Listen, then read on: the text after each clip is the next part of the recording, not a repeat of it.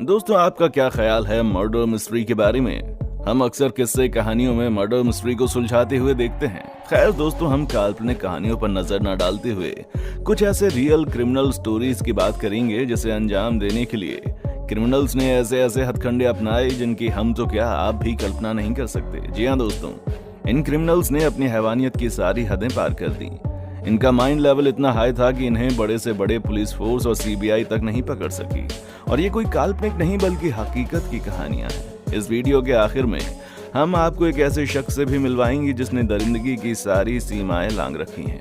तो चलिए दोस्तों, वीडियो में ज्यादा देरी ना करते हुए वीडियो की तरफ आगे बढ़ते हैं। लेकिन इस वीडियो को शुरू करने से पहले वीडियो को लाइक और चैनल को सब्सक्राइब जरूर करें। The burger man. दोस्तों, ये कहानी है एक साइकोपैथ की। एक ऐसा साइकोपैथ जो कि बर्गर बेचता था। भला सोचिए, एक साइकोपैथ बर्गर बेचेगा तो उसमें क्या पागलपन शामिल होगा। अब साइकोपैथ है तो कुछ ना कुछ तो खुरापाती जरूरी है। चलिए बर्गर बेचने वाले साइको जॉय मैथनी के बारे में जानते हैं। सबसे पहले आपको कुछ इमेजिन करना होगा। इमेजिन कीजिए कि आप ड्राइव कर रहे हैं और आपको बहुत जोर की भूख लगी है। आसपास में कोई रेस्टोरेंट खोजने लगते हैं आप। फिर आपको कोई अच्छा खासा रेस्टोरेंट नजर आता है। वहां जाकर आप एक जूसी बर्गर ऑर्डर देते हैं। बर्गर का स्वाद कुछ अलग है, अलग ही अंदाज से भरा होता है। खाने के बाद आपको और ज्यादा खाने का जी चाहता है। फिर आप अक्सर उसी रेस्टोरेंट में जाकर वही बर्गर खाना पसंद करते हैं क्योंकि उसका स्वाद पूरे शहर के बर्गर से कुछ अलग है और स्वादिष्ट है। मगर फिर आपको पता चलता है कि इस रेस्टोरेंट का मालिक एक साइकोपैथ है जो अपने बर्गर में जानवरों का नहीं बल्कि इंसानों का मांस डालता है। तो आपको कैसा लगेगा? हाँ, दिल दहल गया ना? दोस्तों, ये एक सच्ची घटना है जिसे जॉय मैथनी ने अंजाम दिया।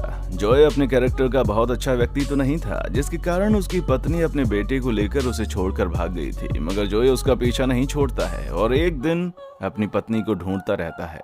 एक बार उसे किसी ने बताया कि उसकी पत्नी पास के ब्रिज के नीचे ड्रग्स लेने आया करती है और वहां 2 आदमियों से अक्सर मिला करती है। तभी उसने 2 आदमियों के पास जाकर पूछा अपनी पत्नी के बारे में, लेकिन उस आदमी ने मना कर दिया, जिस कारण जॉय को गुस्सा आ गया और उसने वहीं उन दोनों का खून कर दिया।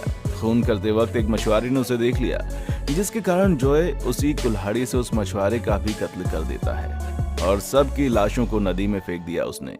लाख छानबीन करने के बाद भी जॉय तो उनके हाथ नहीं लगा, मगर बहुत ही कम एविडेंस के कारण पुलिस उसे जेल में बंद नहीं कर पाई और जॉय फिर से आजाद हो गया। बाहर निकलकर वो पागल शांत नहीं बैठा। बाहर निकलते ही उसने 2 प्रोस्टिट्यूट्स की हत्या कर दी। इतना ही नहीं, उनकी लाशों के टुकड़े टुकड़े करके उनके मांस को अपने रेस्टोरेंट में ले जाकर पोर्क और मीट में मिलाकर लोगों को सर्व करने लगा। बेचारे अनजान लोगों को ये भी पता नहीं होगा कि वो किसी साइकोपैथ के रेस्टोरेंट में बैठकर किसी इंसान का मांस खा रहे हैं। ये तो केवल 2 महिलाओं के बारे में बताया गया है। न जाने इस सनकी ने कितने लोगों को इसी तरह से मारकर बर्गर बना दिया होगा। फाइनली 1996 में पुलिस को उसके खिलाफ कई एविडेंस मिले जो उसे उम्र कैद की सजा के लिए काफी थे। यहाँ एक और हैरानी की बात सुनिए। पुलिस द्वारा पकड़े जाने पर यह साइकोपैथ कह रहा था कि उसने जो भी किया उसमें उसको कोई पछतावा नहीं है और अगर किसी वजह से वो बाहर निकल आता है तो फिर से वही करेगा। यही कारण था कि उसे सजाए मौत दी गई। मगर 2017 में वो अपने लॉकअप में मृत पाया गया। Psycho lover. आपने सच्चे आशिकों के बारे में कई बार सुना होगा, लेकिन क्या आपने कभी किसी की आशिकी को पागलपन में बदलते देखा है? ऐसा हम अक्सर फिल्मों में देखते हैं, मगर आज हम आपको एक सच्ची घटना बताने जा रहे हैं जिसमें एक पुराना आशिक साइकोपैथ का रूप ले लेता है। 2 रोटी अपने इस इंसान के साथ अपने पति से अलग रहती थी। काम करके दोनों का पेट भरती थी। एक दिन ऑफिस में मीटिंग अटेंड करने के बाद उसने अपने कलीग्स के हाथ में लाल रंग के निशान देखे। सभी को लगा ये किसी चीज का इन्फेक्शन है, इसलिए 2 रोटी उसे अस्पताल ले गई। और अब उसका ट्रीटमेंट चल ही रहा था कि अचानक 2 रोटी को अपने बच्चे की याद आ गई और वो उसे देखने के लिए चली गई। ईशान स्कूल से आया है या नहीं। काफी देर तक उसके कलीग्स उसका इंतजार करते रहे मगर वो नहीं आई। पता चला कि 2 रोटी अपने घर भी नहीं पहुंची। कुछ देर बाद पुलिस को एक वजनदार आग में जलता हुआ कार नजर आया। जांच करने पर यह पता चला कि ये गाड़ी किसी और की नहीं बल्कि 2 रोटी की थी। उस गाड़ी में 2 रोटी की लाश तो नहीं मिली मगर 2 रोटी और कहीं नहीं मिली। 2 रोटी के माँ बाप ने पुलिस से 2 रोटी को ढूंढने के लिए कहा, मगर पुलिस 2 रोटी को ना ही जिंदा पकड़ पाई और ना ही उसकी लाश को। इस केस को हैंडल करते हुए पुलिस को एक सुराग हाथ लगा। 2 रोटी के फोन पर उसके गायब होने की कुछ हफ्ते पहले एक कॉल आता है। वो नंबर अननोन था और इंटरनेट का नंबर था जिससे पुलिस ट्रैक नहीं कर सकती थी। कॉल रिसीव करने पर उधर से अजीबोगरीब आवाज आती है। एक आदमी कहता है, विल गेट यू, मैं तुम्हें देख लूंगा, आई हैव गॉट हर, वो मुझे मिल गई। मानो उसे धमकी दे रहा हो। बाद में पता चला कि वो व्यक्ति कोई और नहीं बल्कि दोरोठी का पुराना आशिक है, जिसे दोरोठी ने छोड़ दिया था और किसी और व्यक्ति से शादी कर लेती है। इस बात को सालों बीत चुके थे, लेकिन उसका पुराना आशिक आज तक उसे भूल नहीं पाया था और उसने इतने सालों के बाद दोरोठी को मारकर अपना बदला पूरा किया। 4 साल बाद पुलिस को जंगल में लाश की हड्डी मिली। जांच करने पर यह पता चला कि ये दोरोठी की ही लाश है। उसी दौरान फिर से दोरोठी के नंबर पर कॉल आने लगे। पुलिस समझ गई कि ये दोरोठी का ही कातिल है। जो कॉल वाला शख्स है वही उसका पुराना आशिक है और वो आज भी खुलेआम घूम रहा है, मगर वो इतनी चालाकी से सब कुछ करता था कि कोई उसे ढूंढ नहीं पाया। Model murder. दोस्तों, एक दिन खबर मिलती है कि फलाने आदमी ने अपनी बेटी की उम्र की लड़की से शादी कर ली, तो फलाने लड़की ने अपने से डबल एज के लड़के के साथ शादी कर ली। और ऐसी खबरों को लोग अक्सर दिलचस्पी से सुनते हैं, मगर शादी के बाद उनके साथ क्या होता है इसकी खबर किसी को नहीं मिलती। और आज हम आपको ऐसी एक शादीशुदा जोड़े के बारे में बताने जा रहे हैं जिसकी कहानी सुनकर आपको हैवानियत का अंदाजा लग जाएगा। ओमेमा नेल्सन एक 23 साल की लड़की थी। उसकी शादी एक दोगुने उम्र के आदमी बिल नेल्सन से हुई।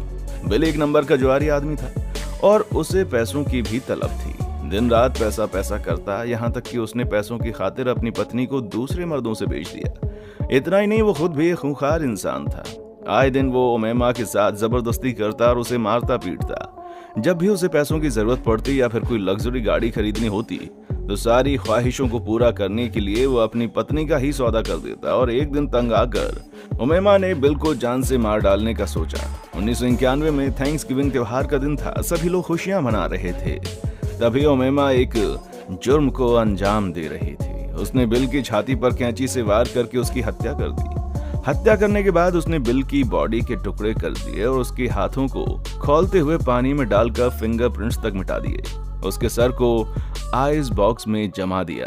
इस तरह हर एक बॉडी पार्ट्स के टुकड़े टुकड़े करके इधर उधर फेंक दिया गया। जरा सोचिए, आपको किसी व्यक्ति पर बहुत ज्यादा गुस्सा आता है, वो व्यक्ति आपके साथ रोज रेप करता है और एक दिन आपको उसे मारने का मौका मिले तो बस कुछ इसी तरह ओमेमा ने बिल के साथ भी यही किया। बिल को मारने के दौरान ओमेमा का एक हाथ फ्रैक्चर हो गया। खैर, ओमेमा पुलिस से बच नहीं पाई।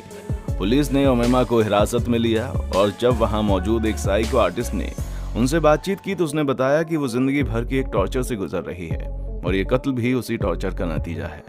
कोर्ट में जब ओमेमा को कातिल साबित किया गया तो उसने बताया कि उसने ये सब कुछ डिफेंस में किया है।